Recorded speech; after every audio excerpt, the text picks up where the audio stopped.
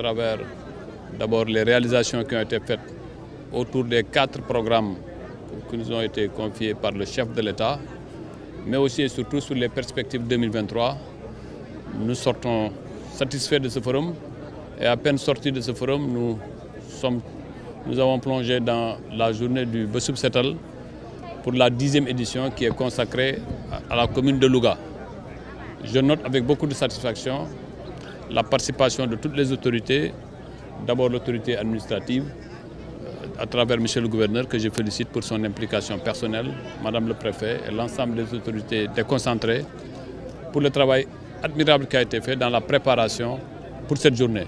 Je félicite aussi les collectivités territoriales à travers le président du conseil départemental de Louga et le maire de la ville de Louga, mon ami et frère Moustapha Diop. Je crois que nous pouvons être satisfaits aujourd'hui d'avoir vu aussi l'implication des populations à travers l'expression qui nous a été faite par le délégué de quartier, les associations de jeunes, les associations de femmes, mais notamment l'UCG qui a fait un travail remarquable aux côtés de la Direction générale du cadre de vie. Je voudrais féliciter toutes ces implications qui ont conduit à cette belle journée à Louga.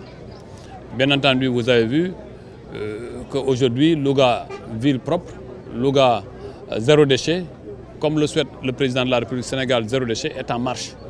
Maintenant, il ne s'agit pas de travailler pour une journée et après d'oublier. Aujourd'hui, sur le dépotoir Touba-Seras, vous avez vu les efforts qui ont été faits. Ces efforts soutenus sous l'autorité du gouverneur ont permis d'avoir aujourd'hui un cadre de vie acceptable. Ce cadre de vie doit être préservé. Il doit être préservé en concertation avec les populations.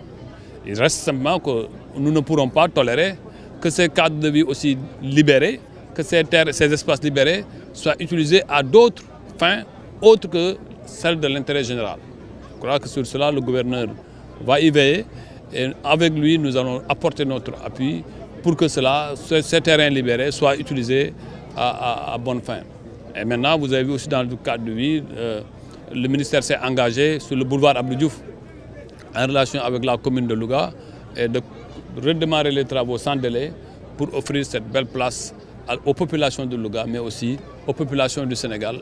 Parce que Louga, du point de vue historique, mais du point de vue culturel, Louga est très important. Louga est une ville extrêmement importante qui a marqué l'histoire du Sénégal et qui doit continuer à marquer l'histoire du Sénégal.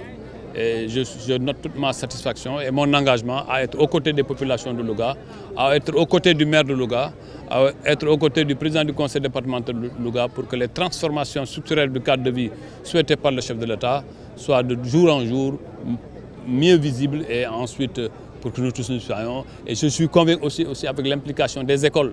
J'ai vu l'école Kër Serigne Louga Ouest, vraiment, où il y a une administration et la culture de la propreté que le chef de l'État nous a demandé, sur laquelle le chef d'État nous a demandé de travailler, trouve une belle illustration à travers cette école. Et nous avons aussi donné l'instruction qu'un comité de salubrité soit mis en place. Ce comité de salubrité peut être élargi au quartier et nous allons accompagner ces comités de salubrité à travers un appui matériel, mais aussi un appui financier.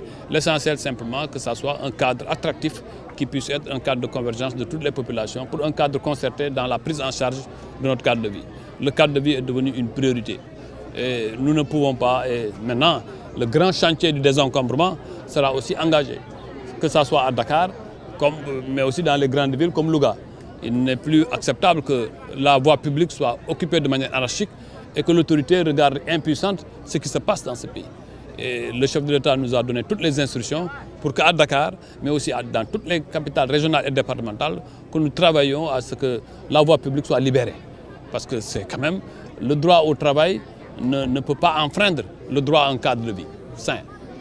On doit protéger ces travailleurs, essayer de leur trouver un cadre d'épanouissement, mais en préservant ce cadre de vie. Et nous avons la charge d'y travailler. Et dans les jours à venir, dans les semaines à venir, la Direction générale du cadre de vie a reçu l'instruction qu'en relation avec les autorités administratives et les autorités territoriales et les autorités municipales et locales, que nous puissions prendre en charge cette question douloureuse de l'occupation anarchique de nos voies publiques. Et beaucoup de villes aujourd'hui au Sénégal ne respirent pas parce que simplement chaque commerçant peut établir sa table là où il veut, chaque artisan peut faire sa place là où il veut.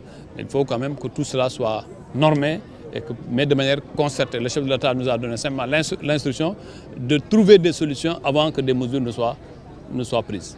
Voilà ce que je suis venu voir à Louga. Je suis venu à Louga pour 2 jours.